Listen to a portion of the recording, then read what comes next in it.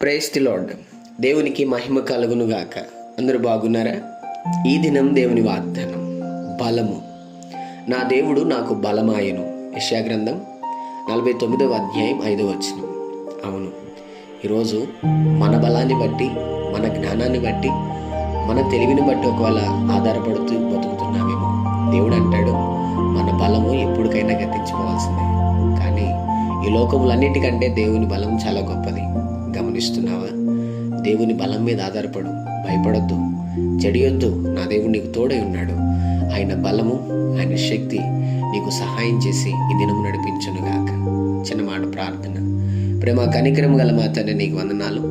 ఈ ఉదయకాల సమయంలో బిడ్డలను మీరు దీవించి బలపరిచి, వారు వెళ్తున్న ప్రయాణంలో, మార్గముల్లో, పనుల్లో, ప్రయత్నముల్లో ఈ దినం మీరు వారికి తోడుగుండమని, నిశ్చయముగా నీ బలము చేత వారిని కాపాడి దీవించమని యేసు నామములో అడుగుతున్నాం తండ్రి.